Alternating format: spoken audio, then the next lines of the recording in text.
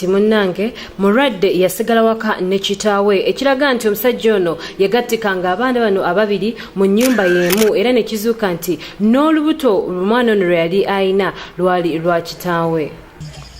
Egenda okwata omwami wo ng'ali ne Irene ku lubuto lwa Irene amugamba omwana asamba. Bannange onzise mwana gwe Aisha onzise wowe Mama mukwano Rosi zisinna kutta nkulaga byewali oyagala okumanya. Bannange tunula wano amubuuza omwana era ekiraga nti omwana Irene gw'alina mu lubuto wabbaawo. wowe wabbaawo era n'amugamba bannange omwana asamba amubuuza ku mwana biki okiwulira. Ewaka abantu bano eno beebuzaabuza ne bagamba mbu ate Irene olubuto olubadde lumuluma era nti ekituto taata mu kisenge kulaba nti ayamba mwana muwala ono.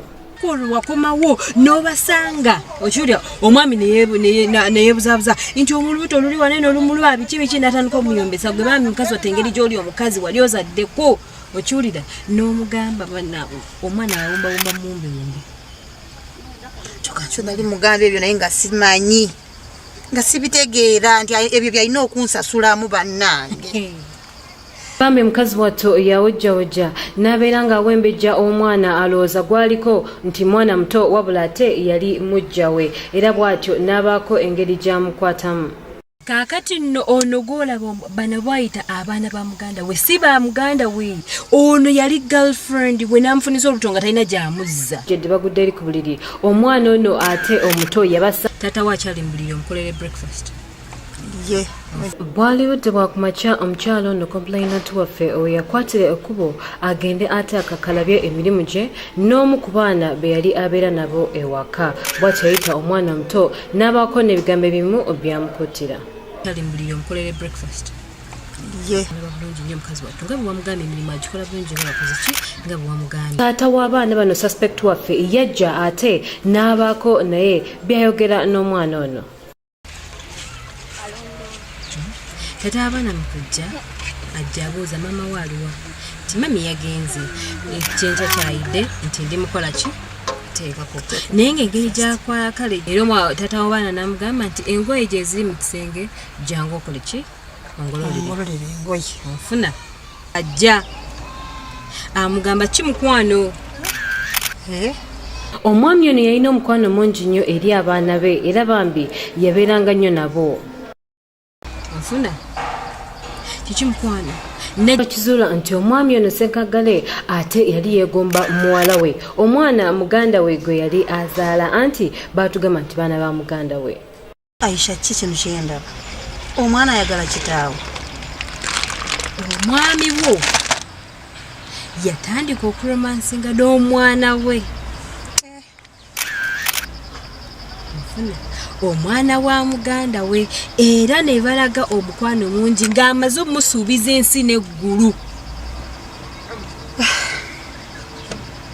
Okiwulira lowooza balaba. Era olunaku olwo twakizuula nti omwami ono ayagala omwana we bw'atyo yajja n'aggalawo kateni bulungi nnyo ate wasobole okuba nga tewali abasisinkana bakole omukwano gwabwe. Mwami emmese mwami naawe emmese mwami sokoko kuba emmese eyo njise mwami emmese mwami naawe ensonga zino zaagendera ddala wala nnyo. mwami emmese mwami naawe emmese mwami sokoko kuba emmese eyo njise mwami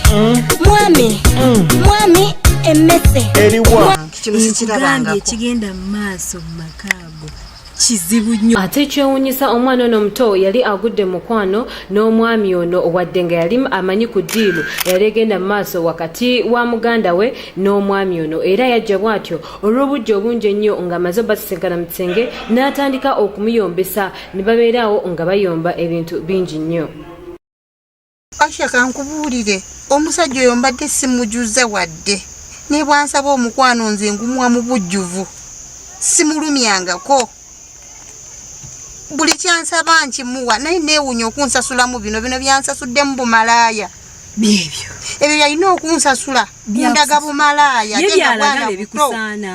Yebyalagala. Abasajja nga muli bazibu. Nkugambye abadde alina omukwano mungi nnyo eri abantu. Abasajja nga bazibu Aisha bannange.